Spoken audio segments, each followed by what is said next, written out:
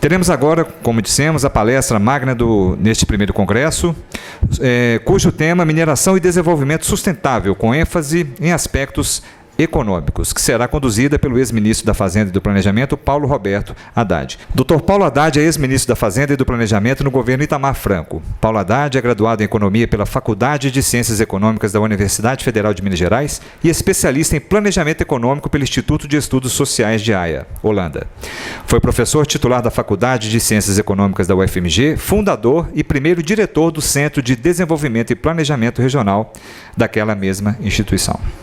Convidamos para fazer presença aqui na nossa mesa e acompanhar o nosso palestrante, o vice-presidente da AMAGES, desembargador Tiago Pinto, por gentileza, nos dê essa honra.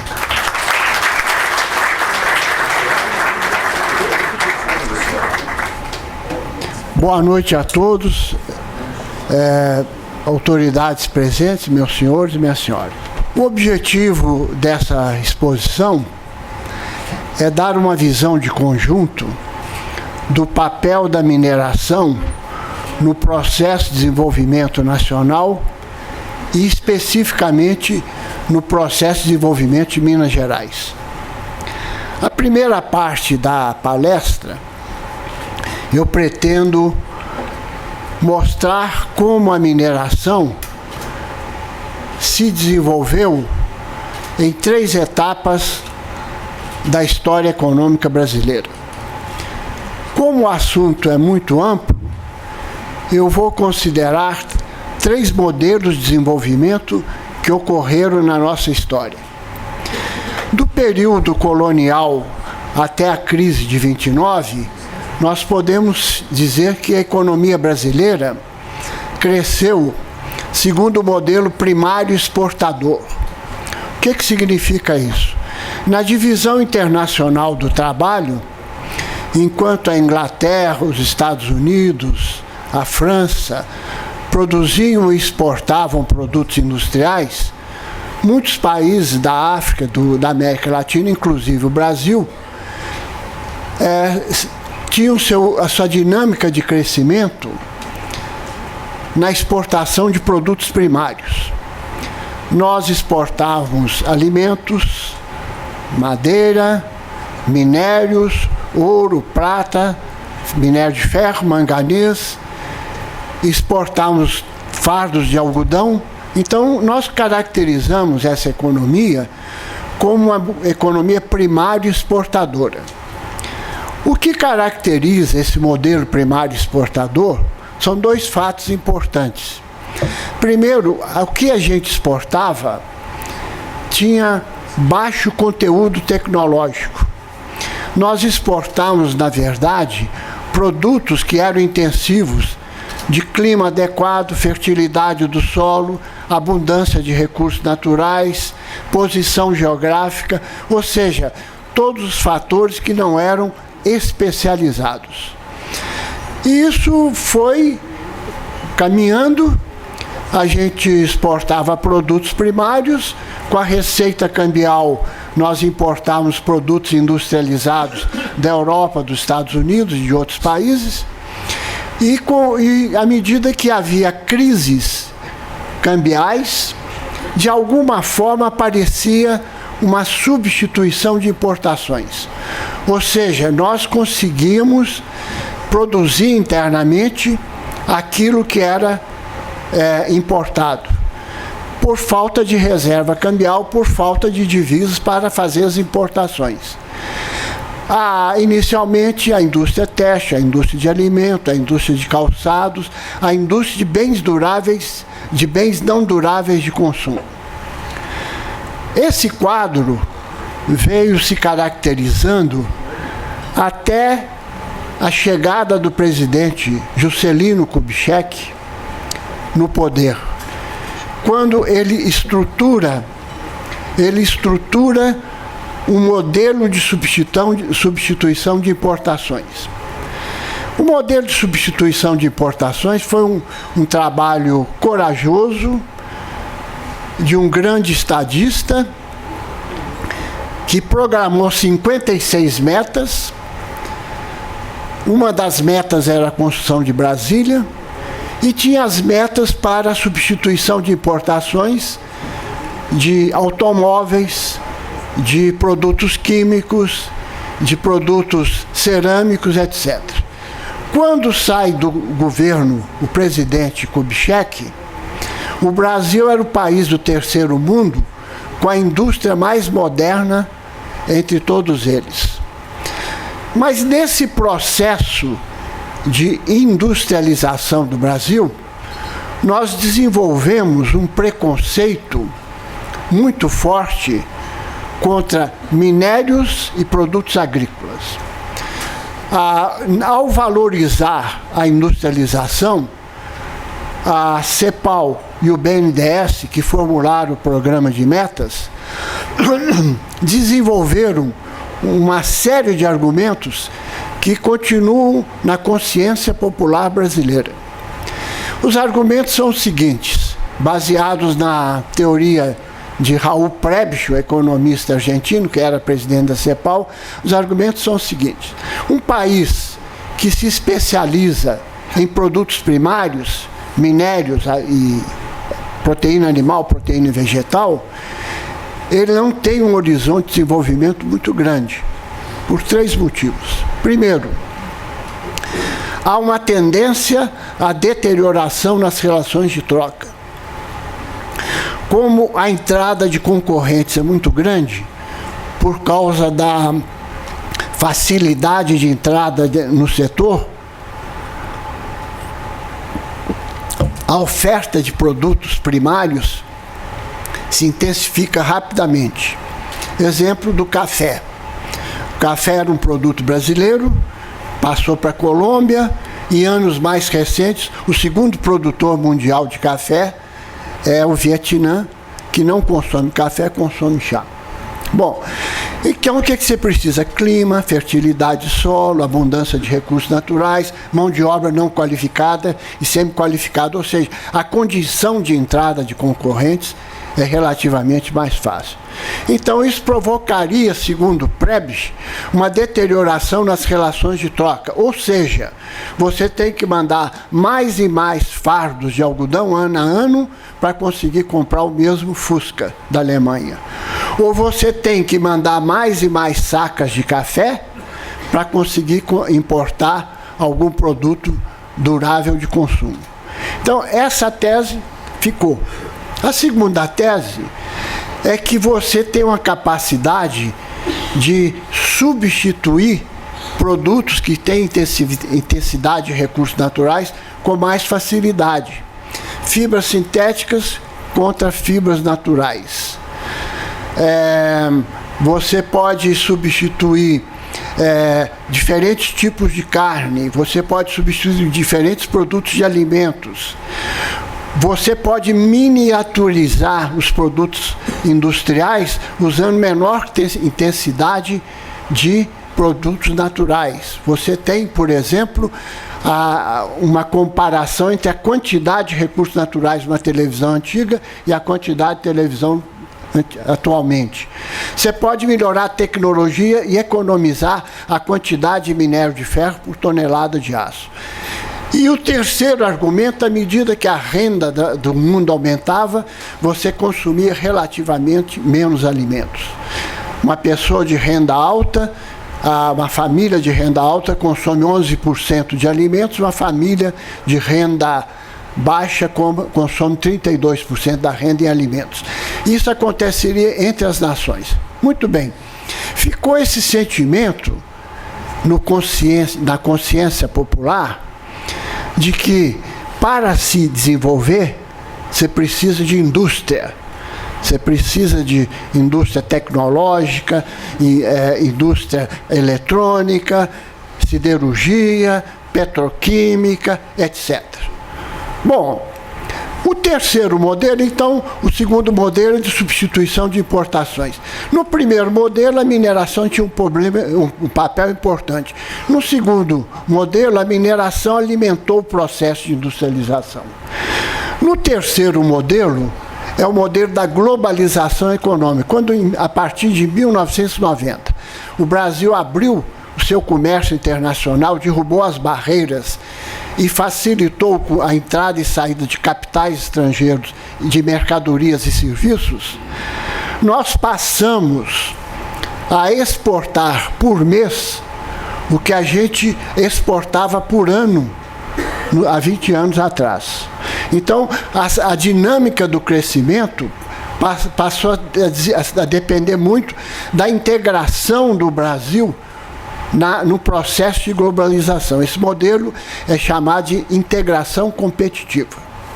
Muito bem, então nós poderíamos dizer o seguinte: qual a mudança entre a mineração no modelo primário exportador e a mineração numa economia globalizada?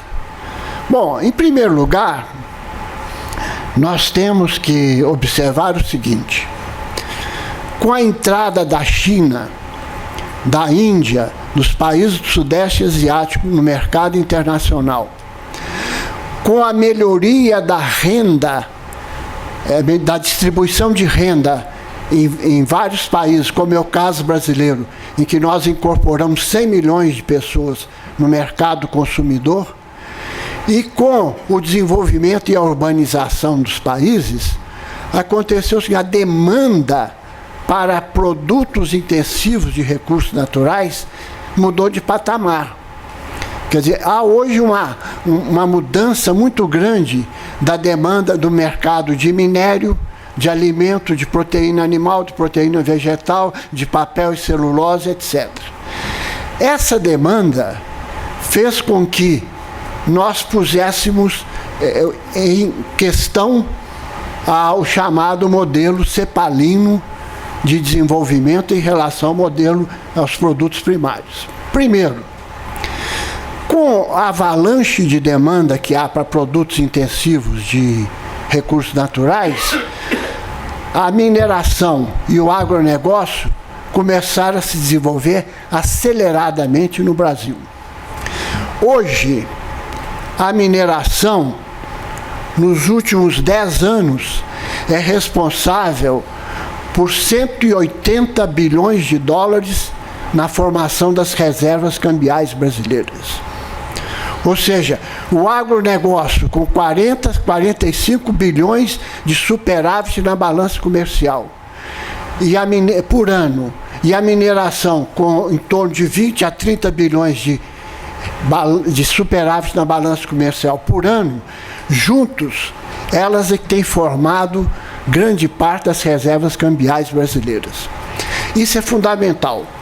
Nesse momento de crise nacional, o fato do Brasil ter 380 bilhões de dólares de reservas cambiais dá ao país maior autonomia para formular a política econômica de defesa do nível de renda e de emprego interno. Quando eu entrei no Ministério, a reserva cambial brasileira era de 19 bilhões de dólares. Vocês imaginam se houvesse uma nova crise de petróleo ou uma quebra de safra e o Brasil tivesse que comprar à vista produtos para abastecer a nossa economia, energia e alimentos. Então, do ponto de vista macroeconômico, há uma mudança substancial no papel do agronegócio e da mineração na economia brasileira. Eu diria hoje, se nós não tivéssemos o dinamismo do agronegócio e o dinamismo da mineração, nessa crise que nós estamos vivendo, nós estaríamos numa profunda depressão econômica. Então, é preciso ver, do ponto de vista macroeconômico, o papel que vem sendo desenvolvido pela mineração e o agronegócio. Eu não sei onde é que eu aponto. Bom. Ali, vocês têm uma ideia de como é que está funcionando esse modelo. Esse modelo funciona assim. A demanda mundial de produtos intensivos de recursos naturais se amplia. Com isso, o patamar da demanda aumenta. Há uma pressão de demanda para alimentos na China, fibras naturais, proteína animal, proteína vegetal, diferentes tipos de minérios. Isso criou um novo patamar. Então eu diria o seguinte: que a tendência é reverter a deterioração nas relações de troca. O que significa isso? Toda vez que houver um ciclo de crescimento, como houve de 2002 a 2010, os preços dos produtos naturais ou intensivos de recursos naturais crescem mais rapidamente que os produtos industriais. Então há uma reversão na deterioração de troca. E se vocês observarem, qualquer surto de crescimento provoca imediatamente aumento do preço do petróleo, do minério, dos alimentos, dos produtos intensivos de recursos naturais. Então, a região que estiver produzindo alimentos, minérios, produtos naturais, tende a produzir coisas de alto valor econômico. Esse é o primeiro ponto. O segundo ponto é que quando você explora uma tonelada de carne em Uberlândia para colocar na mesa do japonês, ou uma tonelada de minério em Itabira para colocar na China, você hoje tem uma grande intensidade tecnológica nos produtos. Se você levantar o custo de produção de uma tonelada de minério de Itabira que chegou na China, 15% é recursos naturais. 85% é engenharia financeira, pesquisa e desenvolvimento, logística de transporte, ou seja, capital humano, não capital natural. Isso significa que a mão de obra e as instituições que produzem esses recursos são hoje intensivas de tecnologia, intensivas de capital humano. Por que isso é importante? Em torno de 1960, o presidente Kennedy estava preocupado com a influência da ideologia cubana na América Latina. Você tinha dois focos importantes de influência cubana. No Nordeste brasileiro, com as ligas camponesas de Francisco Julião. Na Bolívia, com a presença do Che Guevara. E o presidente Kennedy usou o seguinte raciocínio. Quando terminou a Segunda Grande Guerra, a Europa estava destruída. Nós fizemos o Plano Marshall e levantamos a Europa em 10 anos, através de ajuda financeira e assistência técnica. Vamos fazer o Plano Marshall da América Latina e vamos trabalhar contra a pobreza do Nordeste e de outros países da América Latina. Esse programa chamou-se Aliança para o Progresso. O Celso Furtado escreveu um artigo brilhante que dizia o seguinte: quando um país desenvolvido sofre uma perda na guerra, o que foi destruído é o capital físico, não foi o capital social. Então, as fábricas, as casas, as estradas foram destruídas, mas o empreendedorismo dos empresários locais estava lá, as universidades estavam lá, o capital cultural estava lá, o capital institucional estava lá. Então, quando você injeta uma moeda forte numa economia cujo capital físico se destruiu, é possível levantar esse país. Mas, não necessariamente, se você jogar dinheiro a mais dinheiro numa região subdesenvolvida, que não tem capital social, o desenvolvimento vai aparecer. Então, o argumento aqui, o segundo argumento, é que há mais hoje tecnologia numa semente de soja ou num ovo da Granja Resende do que na indústria têxtil tradicional. Ou seja, nós temos hoje na exportação de produtos primários, uma alta intensidade tecnológica. E o terceiro argumento é que os países que importam, eles estão impondo especificação do produto que gera a necessidade dos países que exportam qualificar os produtos. Na Europa, por exemplo, 2002, 27 países da União Europeia criaram um sistema em que você controla a entrada de produtos de 1.600 substâncias químicas.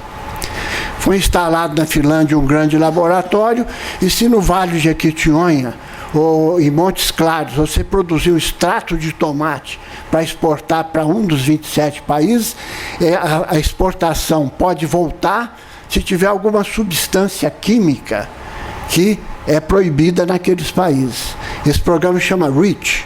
Bom, então é o seguinte, a partir da demanda dos países, a qualidade dos produtos que entram, em termos de sabor do café, segurança dos produtos, manutenção, essas características todos dos produtos, há uma exigência tão grande que do lado de cá nós temos que qualificar os produtos. Fazer o café gourmet, fazer o café orgânico, introduzir mais sabor no café arábico, e tem a logística de transporte, a certificação, contra a mão de obra infantil, contra a degradação ambiental, etc. Então, o mercado mundial está colocando tantas restrições que nos obriga a reformular as nossas tecnologias. Então, essa é uma visão muito positiva para as regiões, os municípios que têm na sua base econômica os produtos intensivos de recursos naturais. Muito bem. Então, agora, nós vamos ver o seguinte. Ali tem um mapa do Brasil. Em vermelho, nós temos os municípios cujo PIB per capita é inferior a 30% do PIB per capita brasileiro. É o Brasil pobre. É o Brasil que não se desenvolveu. Ali você tem o seguinte, na parte oriental da Amazônia, esse cálculo do PIB não tem o menor significado, porque é um vazio demográfico, é um vazio econômico. Mas do estado do Pará até Minas Gerais, ali você tem áreas economicamente deprimidas. O que significa isso? Significa o seguinte: produz-se pouco, a renda é pequena, e como é que sobrevive um município como esse? 70% a 80% dos recursos das prefeituras vêm de transferências do governo federal. Fundo de educação, fundo de saúde, fundo de participação dos municípios. Então, se não houvesse esse mecanismo político de transferência das regiões mais ricas para as regiões mais pobres, através da tributação, as prefeituras dificilmente poderiam fornecer os serviços sociais básicos. E as famílias, uma média de 60%, estão debaixo de um guarda-chuva de política social compensatória. Ora, aí você tem a Bolsa Família, a Previdência Rural, os benefícios continuados, e no começo de cada mês, entre o dia 1 e dia 10, são pagas essas transferências, a economia da cidade movimenta e paralisa na segunda quinzena. Evidentemente que é uma solução política inteligente. Por que é inteligente? Porque se não houvesse esse bombeamento de recursos das áreas mais ricas, através do imposto de renda, do IPI, para as regiões mais pobres, fazendo os fundos compensatórios, o que nós teríamos ali é uma Somália, no Vale de Jequitinhonha, é uma Gana, lá no Agreste, é uma Nigéria, no Sertão. Então, pelo menos, essa política compensatória, que às vezes os economistas criticam muito, foi uma solução política na Constituição de 88, que tem dado certa paz para o capitalismo funcionar no país. Isso é muito importante.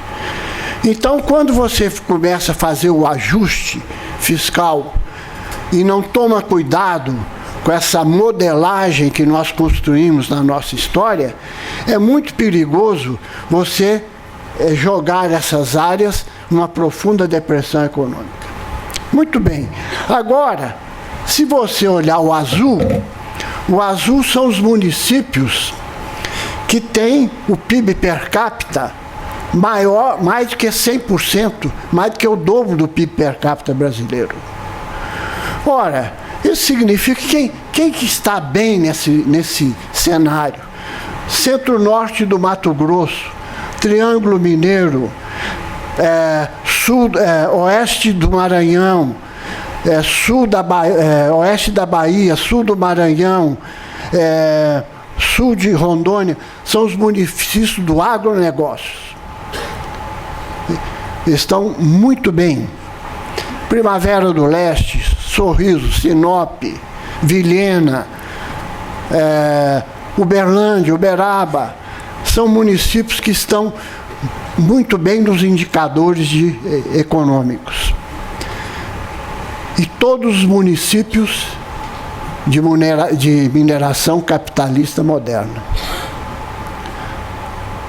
Por exemplo, o maior PIB per capita de Minas é de São Gonçalo do Rio Abaixo, Minas do Brucutu, Nova Lima, Itabira, Fortaleza, todos esses municípios que têm uma empresa capitalista moderna e não o garimpo, não o extrativismo, eles estão numa posição azul. Então aqui a gente permite comparar. Historicamente, Minas Gerais, se vocês olharem, é como você sair de carro do Rio para Brasília. Olhando para cima, é o Nordeste brasileiro. Nós temos 180 municípios no vermelho. Vale de Jequitinhonha, Vale do Mucuri, Norte de Minas e 4 micro-regiões do Vale do Rio Doce. 180 municípios. Você olha para lá, para cima, é o Nordeste. Olha para baixo, Alto Paranaíba, Triângulo, Sul de Minas, são municípios que parecem o interior de São Paulo. Certo? Então, essa dualidade espacial da economia mineira mostra uma coisa: as áreas antigas da mineração colonial, do modelo primário exportador, estão hoje economicamente deprimidas. E as áreas da mineração moderna estão com alto nível de desenvolvimento. Então, esse é um ponto muito importante. Por quê? Pelo seguinte, há uma relação muito estranha da população com as empresas mineradoras.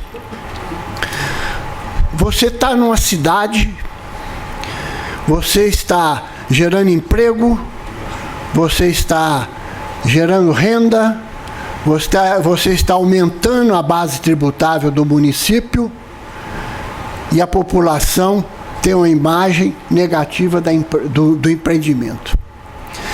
Isso tem muito a ver com essa história que eu contei. Olha o ciclo do diamante, olha o ciclo do ouro, o que ficou? Né? Essa idiosincrasia do buraco da mineração. Então é muito importante a gente perceber esse problema. Vou dar alguns exemplos. Por exemplo, vamos pegar o município de São Gonçalo do Rio Abaixo. Antes da mina Brucutu, a prefeitura arrecadava 20 milhões. Em 2014, 231 milhões. 10 vezes mais.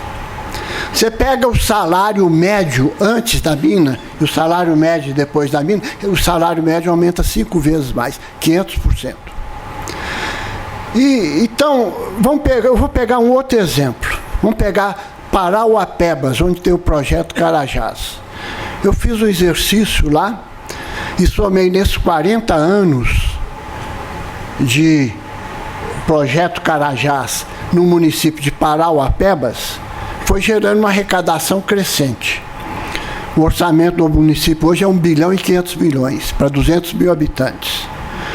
Se você aplicasse corretamente todo o recurso foi arrecadado através do projeto de Carajás, você universalizaria água, esgoto, saúde, educação.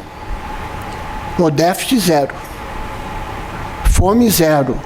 Então é o seguinte, temos que olhar esse impacto da atividade mineradora moderna, globalizada, competitiva, sobre a geração de renda e de emprego nessas regiões. Bom, agora tem um dado importante sobre o capitalismo, que eu vou fazer uma observação aqui. É o seguinte, o capitalismo evolui por ondas de inovações. Eu pego aqui 1785 e venho até o dia de hoje. A primeira onda de inovação está ligada à energia hidráulica, à produção do ferro, à mecanização, etc. A segunda onda de inovação, 1845, energia a vapor. A terceira onda de inovação, 1900, eletricidade e produtos químicos. A quarta onda de inovação, 1950, petroquímicos, eletrônicos, etc. E a quinta onda de inovação são as redes digitais. Biotecnologia, software, tecnologia de informação. Nós estamos na transição da quinta onda de inovação para a sexta onda de inovação. Qual a característica principal das 5 primeiras ondas de inovação? Aumento da produtividade da mão de obra. Vamos dar um exemplo muito simples. Nós temos aqui profissionais liberais. Se você, em 1960, tivesse que escrever uma tese, um relatório, você perderia, só na pesquisa bibliográfica, 20, 30 horas. O que você consegue hoje na pesquisa em segundos na rede digital. Então, se a produtividade da mão de obra aumentou profundamente nessas ondas de inovação. Agora, a sexta onda de inovação, que já começou, é a produtividade de recursos naturais. Eu vou dar alguns exemplos. O bagaço de cana. Quem frequentava algumas praias do Espírito Santo se lembra da chegada dos bagaços de cana na época da colheita nas praias do Espírito Santo, ou do estado do Rio, no norte do Rio, principalmente no norte do Rio. Hoje, o bagaço de cana, com a inovação tecnológica da sexta onda, gera energia elétrica, gera a segunda geração de etanol e gera uma coisa impressionante. A Coca-Cola estabeleceu em Araraquara uma fábrica de PET orgânico, que permite você usar 25 vezes a mesma garrafa, feita com bagaço de cana. Outro exemplo, com a crise da água, nós estamos desenvolvendo várias formas de reuso e de reaproveitamento da água. Você tinha uns rejeitos de minério em Itabira, foi desenvolvida uma tecnologia. Hoje aquilo está sendo transformado em minério para exportação, em pellets. Bom, nós temos vários e vários exemplos que atualmente, a onda tecnológica é de aumentar a produtividade do recurso natural. Vou dar um exemplo que eu participei. Na Amazônia, você tem alguns municípios em vermelho ali. Foram regiões que foram desmatadas para o avanço da pecuária, para o avanço da soja, e depois aquilo foi abandonado, virou pastos. Então, você roda lá, por exemplo, no sul, no centro-oeste, no centro-norte do Pará, Moju, Acará, Concórdia do Pará, Tomé-Açu, é pastos, não tem nada produzido. O que foi desenvolvido? Foi desenvolvido um projeto chamado Biopalma, com a produção de semente de dendê construída, formulada por biotecnologia na Costa Rica, e lá você está produzindo o óleo de dendê que substitui o biodiesel mineral nos trens da Vale por biodiesel orgânico. Então, você pegou um recurso natural que não valia nada e transformou num recurso natural que tem valor econômico. Isso é a sexta onda de inovações.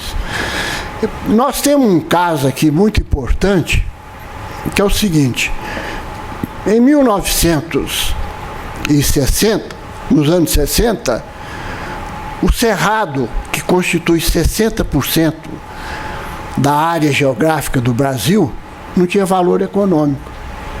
Você usava como pastos, ninguém se preocupava em limitar a propriedade, que não tinha valor econômico.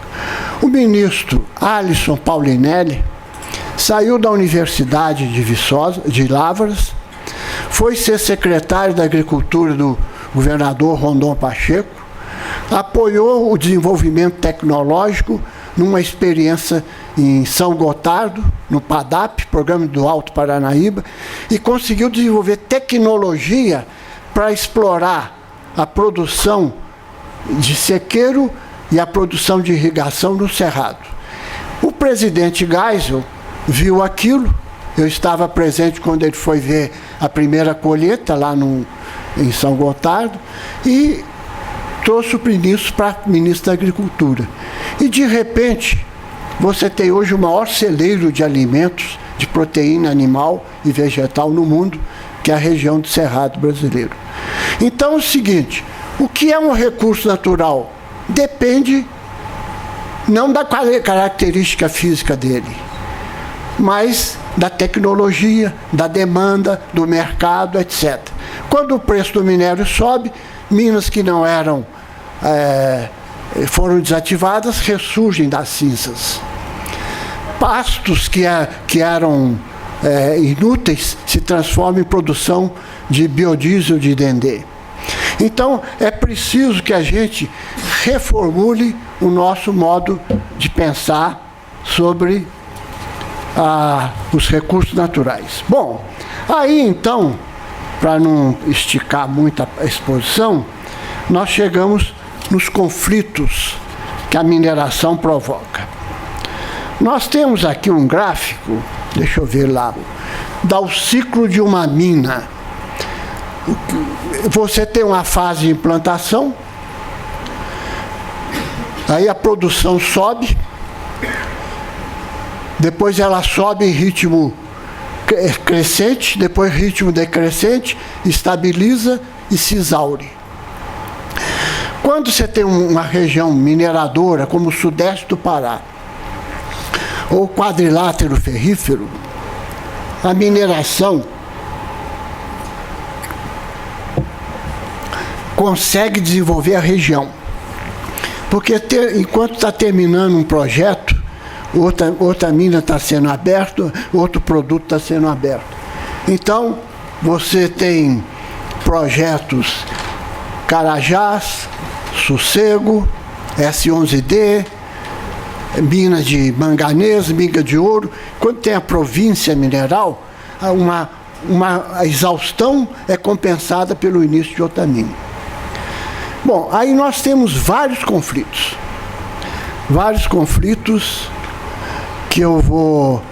que estão mencionados ali. Então, olha a lógica.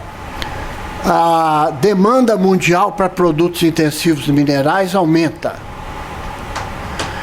Aumenta o investimento, os projetos de investimentos nas regiões dos países que têm estabilidade econômica, que têm legislação transparente, que têm marco regulatório adequado. Esses investimentos aumentam. Aí você começa a ter os conflitos.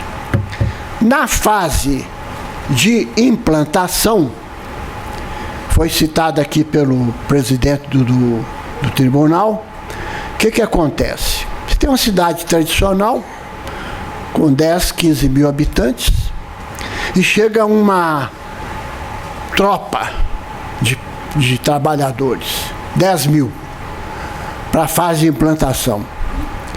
Geralmente, na fase de implantação, você precisa de uma mão de obra semi-qualificada. E isso cria uma série de problemas para a população local. Desabastecimento, aumento do preço do aluguel, violência sexual, roubo, etc. Isso é o que caracteriza. Aí começam as ações. Aí começa a demanda de serviços do judiciário. Vem uma quantidade enorme nessa área. Em relação à propriedade e em relação a direito familiar.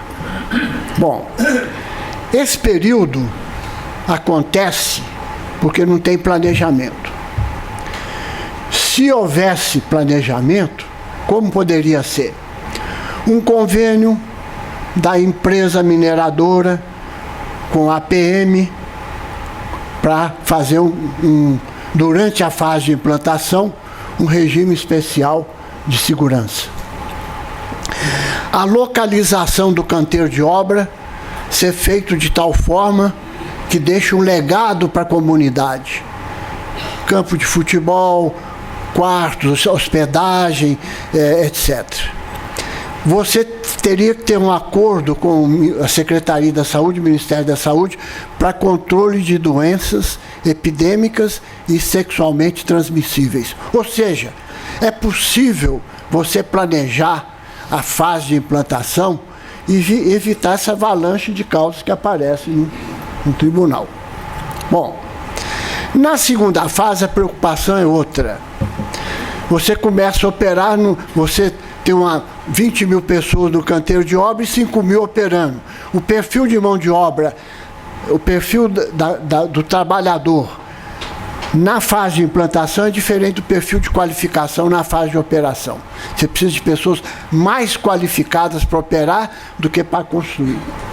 Então aí é possível você internalizar na comunidade local parte do excedente que você gera. Por exemplo, qualificando através do SESI, SENAI, a mão de obra local, jovens, etc. Você pode, através da empresa, você pode estimular compras locais, o efeito multiplicador. Há uma série de ações e as relações entre a empresa e a comunidade que servem para integrar a imagem do empreendimento com a comunidade. Agora, o problema mais difícil aparece aqui, quando a mina se exaure. Em 1975, o Carlos Drummond de Andrade telefonou para o secretário do Planejamento de Minas, Dr. Paulo Camilo de Oliveira Pena, dizendo o seguinte: nós somos de Itabira, precisamos fazer alguma coisa para a nossa cidade. E o doutor Paulo Camilo pediu que a Fundação João Pinheiro fizesse um estudo de como beneficiar o município minerador. Naquela época, o presidente da Fundação João Pinheiro, o professor Israel Vargas, e ele trouxe a legislação francesa sobre a compensação que se fazia na França para os municípios mineradores.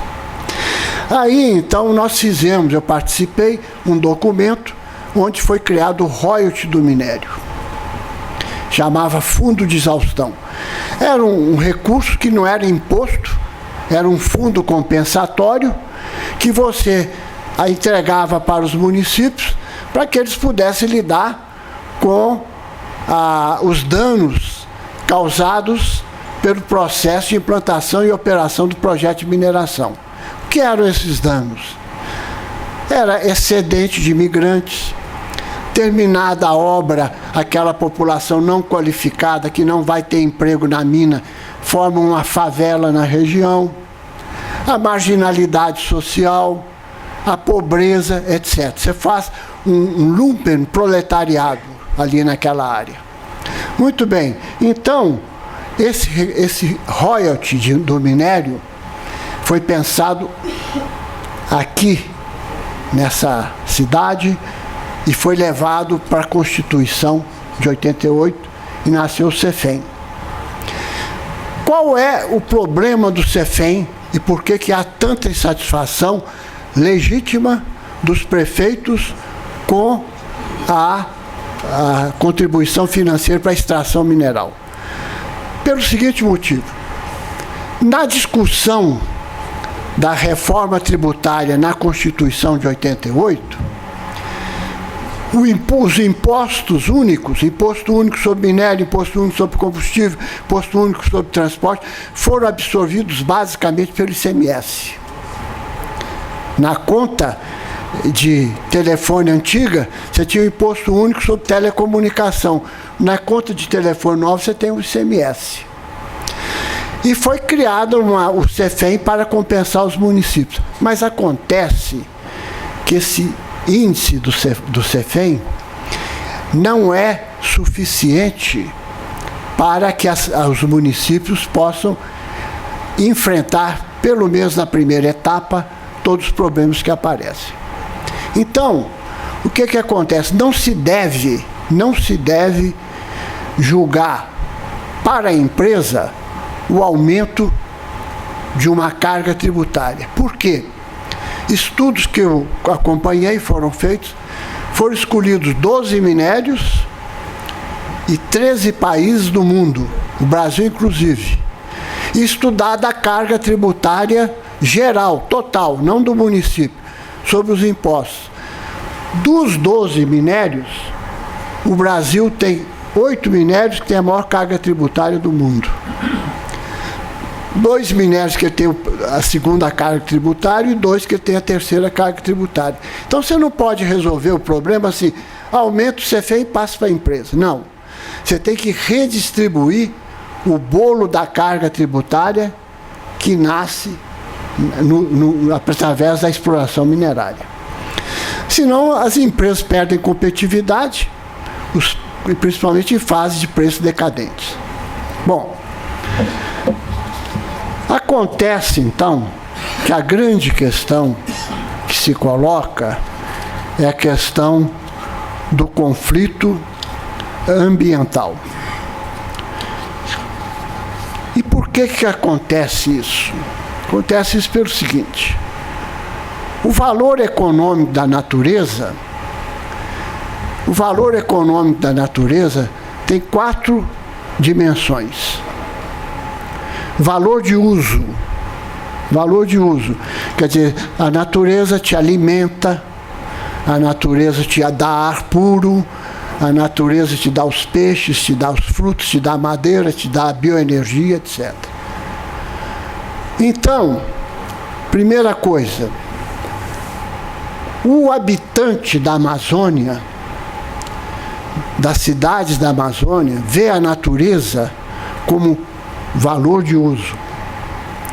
Ele vê a mata amazônica como madeira para energia, vê como fruta, vê como peixe, vê como ouro, como coisa. Depois pode ter o valor de não uso. A natureza, sem usar, presta serviços ambientais. Ora, vamos supor uma mata em pé, ou uma bacia hidrográfica, ela está prestando serviço para nós. Serviços de alimentos, ar puro, polinização, microclima, ela tem valor estético, a gente tem prazer em ver uma bela natureza, lazer, então são serviços que a natureza presta. Muito bem. Então vou contar um caso para vocês ligado à crise da cantareira. São Paulo tem uma região metropolitana com 39 municípios. Alguns municípios são municípios dormitórios. A população trabalha em São Paulo e mora em alguma cidade dormitório. Essas cidades, o governo criou para elas um fundo de compensação social. O governo paulista pega do orçamento um recurso e atribui para esses prefeitos, administrações locais, poder resolver os problemas que uma cidade que não tem atividade econômica, que é apenas dormitório, resolver os problemas. Neves. Tantos nós temos aqui. Muito bem. Lá não gera ICMS. Ele não pode puxar o IPTU porque a população é pobre. Lá não tem circulação de mercadoria, então não tem prestação de serviço, não tem ISS. Então, a ideia é compensar. Por outro lado, dos 39 municípios, tem muitos, com 80% da sua área, que é parque ecológico. O parque ecológico, área de preservação permanente. Então, o que acontece? Quando o governo preserva uma área do município, ele congela o potencial econômico do município. Ele cria um fator de limitação para o desenvolvimento das atividades agrícolas, silvícolas ou industriais, porque ele congela o espaço. Muito bem.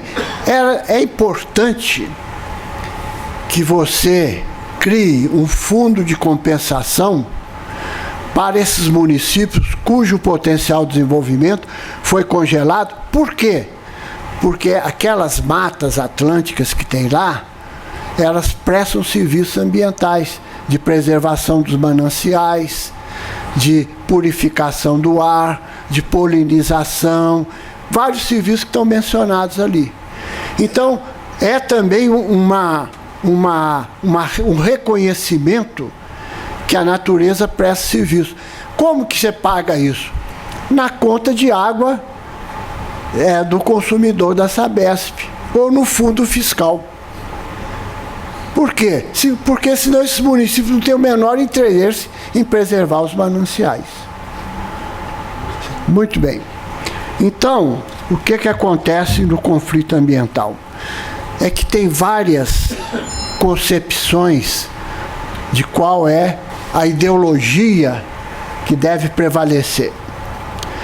Para aqueles que defendem um economicismo, por exemplo, eu vou construir uma barragem hidrelétrica no Rio Madeira. Então, meu objetivo é trabalhar o rio para gerar energia. Então, para esse tipo de visão, você vê o recurso natural, a bacia hidrográfica, como um fator de geração de energia. Aí você pergunta, e os peixes que estão aí? E a vida do rio? E a poluição do rio, etc. Bom, aí você vai para o outro extremo. A ideologia profunda da bioética, em que você atribui ética aos seres não vivos. Quer dizer, você tem que respeitar a vida dos seres não humanos, você tem que respeitar a vida do pássaro, a vida das flores, a vida do rio. Ou seja, você tem que ter a chamada bioética. Então, a hora que você vai fazer uma nova mina em Caeté, chamada Apolo, e você olha assim, Caeté tinha uma fábrica de tubos, cuja tecnologia ficou atrasada em função da tecnologia da Valorec. Então você fechou a fábrica. Ao fechar a fábrica, você gerou desemprego. E lá você tem 5 mil jovens sem alternativas. Então você fala assim, eu vou fazer um projeto e vou empregar essa mão de obra, vou treinar essa mão de obra, vou capacitar essa mão de obra. Essa é uma visão.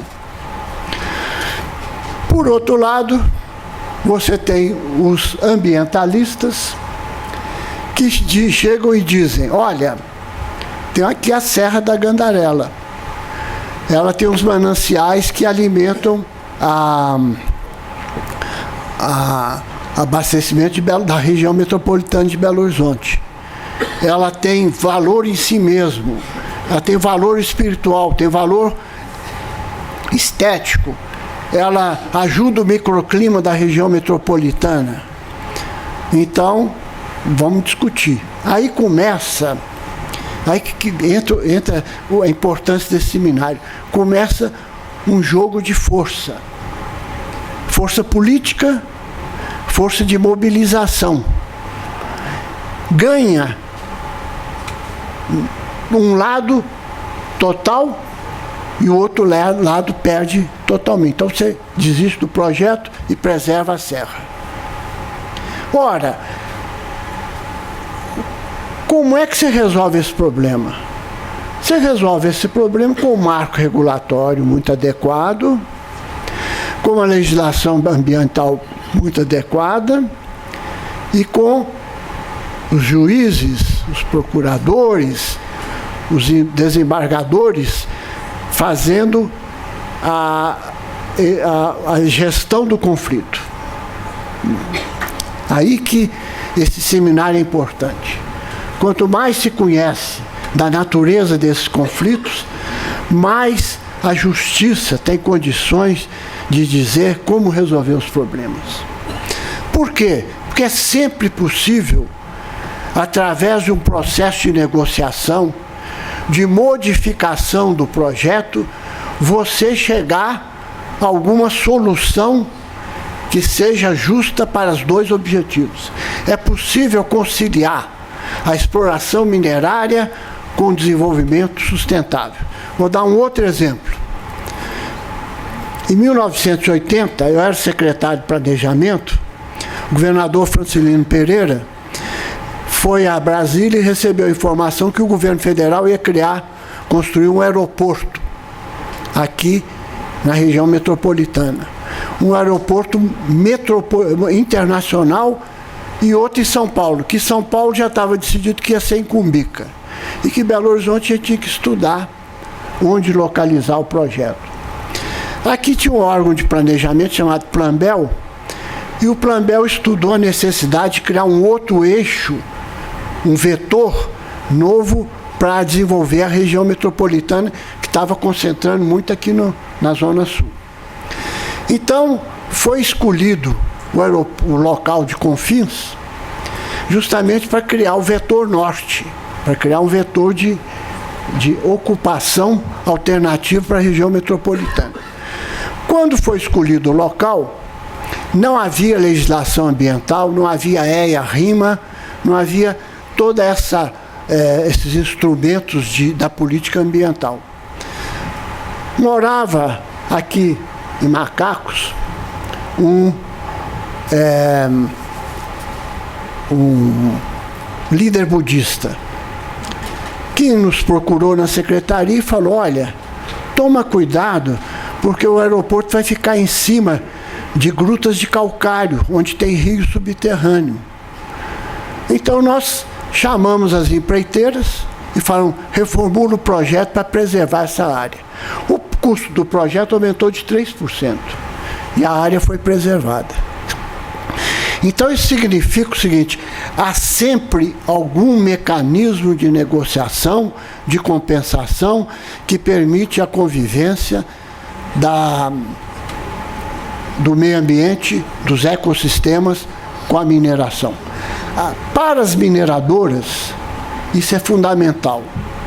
Não apenas para ela consolidar a imagem dela diante da comunidade, mas principalmente porque ela vai exportar para países que condicionam a compra às boas práticas ambientais e sociais da atividade econômica. Então, eu vejo o seguinte, nós estamos precisando de instrumentalizar a justiça mineira, a justiça brasileira, de tal forma que ela seja a última instância para resolver esses problemas ambientais com a mineração. E não deixar que isso chegue a um jogo de poder de partido político, de jovens ambientalistas, idealistas, versus os interesses de emprego, renda e base tributável das comunidades organizadas. Então, a minha última palavra é a seguinte: nós não podemos continuar nesse estado geral de coisas. Resolver caso a caso quem tem mais acesso aos ministérios, quem tem mais acesso ao poder político, quem é do partido que está mandando, versus os empreendimentos mineradores. Nós temos que conciliar o tripé entre crescimento econômico, uma base competitiva globalmente, justiça social, ou seja, que os frutos do crescimento sejam distribuídos equanimemente, e a sustentabilidade ambiental. Muito obrigado.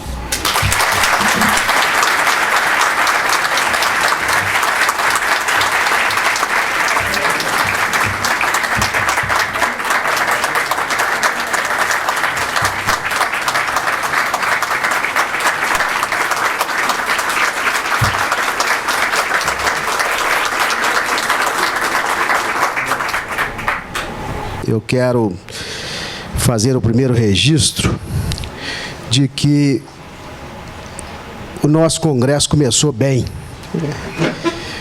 Começou com as palavras abalizadas do nosso professor e ministro Paulo Haddad, que proferiu, como já registrado anteriormente, o seu ex-aluno, inclusive, fez esse registro, o governador do estado, uma aula magna, e atingiu por completo o objetivo do nosso congresso. Uma abordagem a mais ampla possível sobre a questão minerária no país, do ponto de vista histórico, econômico, social, ambiental, e para nossa satisfação e alegria, fazendo esse registro na visão do professor Paulo Haddad, da necessidade do amadurecimento desse debate, especialmente da propriedade dele no âmbito do judiciário brasileiro. Está nas mãos não só dos magistrados, mas dos operadores do direito, com esse debate, com essa troca de conhecimento, com essa troca de saber, melhorar a qualidade do sistema de justiça no Brasil. Eu tenho por dever de consciência, até mesmo com muita alegria, de fazer um registro, porque a comissão científica do evento, sob a presidência do desembargador Tiago, teve essa feliz ideia e iniciativa de convidar o professor e ministro Paulo Haddad, e nós fizemos, no meu caso, um contato com o pessoal, com o professor Paulo Haddad, no escritório dele, e fiquei verdadeiramente mais entusiasmado do que eu já estava, quando eu vi o entusiasmo dele para a realização desse evento.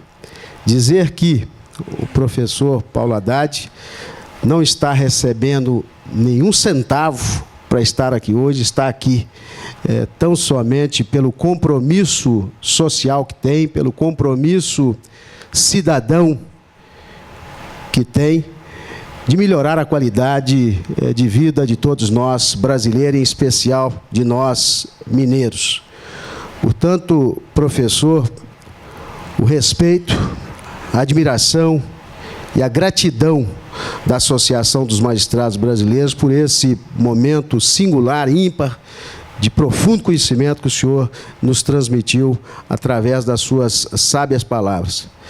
De uma maneira muito modesta, nós queremos ofertá-lo o diploma do nosso evento. O desembargador Tiago vai fazer passar as suas mãos e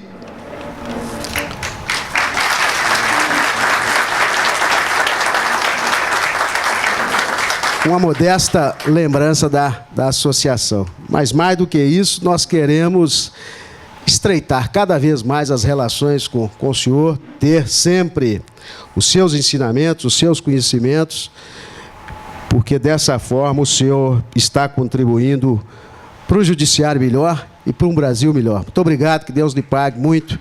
Estão todos convidados para um coquetel no hall de entrada do tribunal. Muito obrigado.